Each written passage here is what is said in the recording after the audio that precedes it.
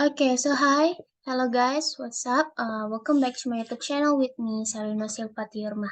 So now in this video, I'd like to explain about language change in EFL context. So here we go. So the first material is about variation and change. Okay, so language varies in three major ways, which are interestingly interrelated over time in cycle, space, and socially. Language change, variation over time, has its origins in spatial or regional and social variations. So the source of change over time is always current variations. So the regional and social variants described in the previous three chapters provide the basic for language change over time. And then all language change has its origins in variations. The possibility of a linguistic change exists as soon as a new form develops and begins to be used alongside an existing form. Okay, next is about post-vocalic R, its spread and its status. Okay, in many parts of England and Wales, Standard English has lost the pronunciations of R for lowing vowels in words like star and start. So post-vocalic R does not occur in RP nor in the London Cockney dialect. The loss of post-vocalic R seems to have begun in the 17th century in the southeast of England, and then it is still in progress, since there are areas such as the southwest of England where the R is still regularly pronounced. So accents with post-vocalic R are called rhotic. So in large areas of England, uh, rhotic England accents are regarded as rural and uneducated. So because of that, in large parts of the USA, on the other hand, post-vocalic R is alive and well and extensively used. Okay, next is about the spread of vernacular forms. So it is easy to understand what a pronunciation which is considered prestigious will be imitated and will spread through a community. But there are also many examples of vernacular pronunciation which have spread throughout speech communities.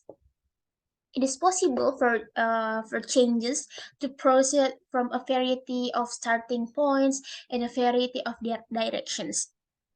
Okay, so not all linguistic changes involve adopting new forms from outside the speech community, nor do they always involve forms which people are conscious of prestigious forms.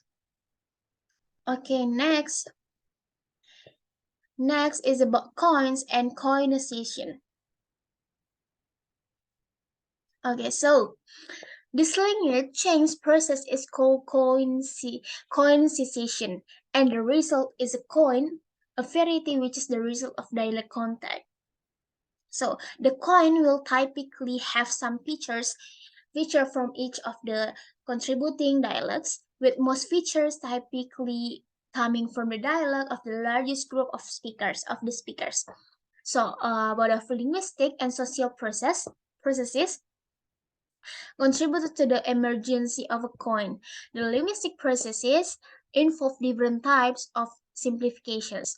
So one of these this is known as a leveling, a process which eliminates marked variance.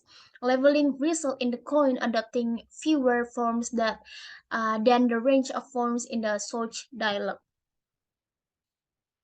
Okay, next, how do we change the spread? So there are 3 points. How do we change the spread? How do change spread?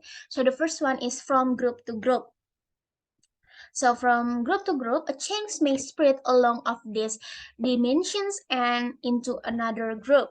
So linguistic change infiltrate groups from the speech of people on the margins between social or regional groups via the middle people who have contacts in more than one group. Okay, the second point is from styles, from style to style. Okay, for this point, the change gradually spreads from style to style and from group to group, uh, until eventually almost everyone uses the new uh, form in all their speech styles.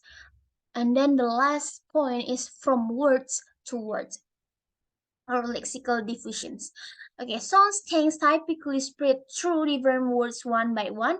This is called lexical diffusions. Okay, next is about a reason for language change. Okay, so there are three reasons for language change.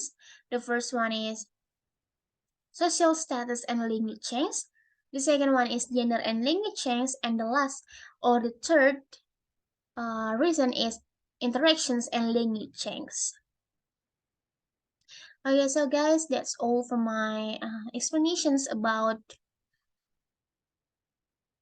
language change in EFL context. So I'm sorry for my mistake. Thank you for your attention. Thank you for your watching. Stay tuned in my YouTube channel for my another video. Thank you guys. See you in the next time in the next video.